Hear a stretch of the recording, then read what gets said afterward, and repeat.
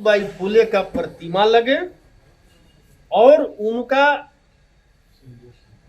जो जिस तरह प्रार्थना होता है विद्यालय स्टार्ट में, इनका वंदना होना मतलब की चाहिए। स्कूल में पढ़ाई शुरू होने से पहले हर रोज, और 3 जनवरी को इनका जयंती है। हर विद्यालय में 3 जनवरी को इनका जयंती मना करके हर विद्यालय में याद करना चाहिए, क्योंकि शिक्षा की देवी यही है, न कि सरस्वती है। ये तो आस्था तो बड़े लोगों की है, बहुत बड़ी एक आबादी है जो सरस्वती को। अरे मैं आस्था पर कहा, मैं तो व्यवस्था पर चोट कर रहा हूँ भाई। जो आप ही के ग्रंथ में लिखा हुआ है कि सरस्वती है ब्रह्मा की बेटी है, और ब्रह्मा जी का अपनी ही पुत्री पर नियत खराब हुआ और उन्होंने मतलब कि उनके साथ शादी कर लिया।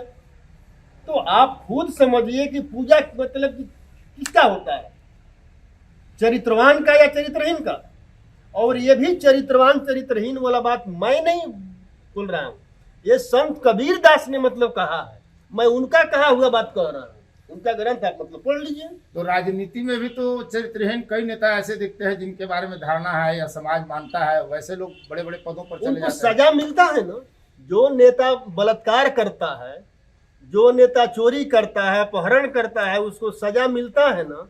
लेकिन जो आपकी बीजेपी का सरकार चल रहा है, वो मतलब स्पष्ट महिला खिलाड़ियों के साथ बृजभूषण सिंह ने क्या क्या किया और सरकार उसको अपने साथे रखा हुआ है। और इसलिए रखा हुआ है कि मनुस्मृति में मतलब कि वही अधिकार उसको है। मनुस्मृति में बहुजनों का कोई अधिकार नहीं है। आप जो आयोजन कर रहे हैं डेहरी के पड़ाव मैदान में, उसमें जो आपने अतिथि आमंत्रित किया है, उसमें डॉक्टर प्रोफेसर चंद्रशेखर हैं जो हिंदुत्व और सनातन के विरुद्ध बोलते रहे और उसके लिए सुर्खियों में आए हैं। केंद्र सरकार द्वारा कथित तौर पर हटा दिए गए डॉक्टर लक्ष्मण यादव हैं जो प्रोफेसर हैं, अर्जक संघ के अरुण गुप्ता और अन्य लोग हैं। मकसद क्या है आपका? कहीं ना कहीं तो कोई राजनीतिक एजेंडा होगा।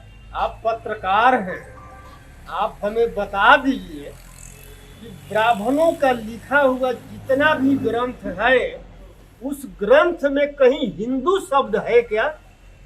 अगर हिंदू शब्द है तो हिंदू का बात करिए। अरे भाई, हम हिंदू हैं ही नहीं, हम 90% के लोग कथा कथित हैं, मतलब शूद्र हैं।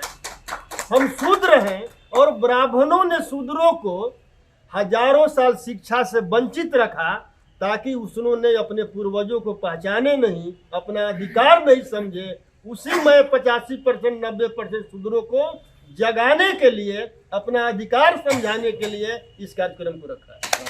और मतलब आप ये मान के चल रहे हैं कि ब्राह्मण है, बाकी सब लोग शूद्र हैं देश में?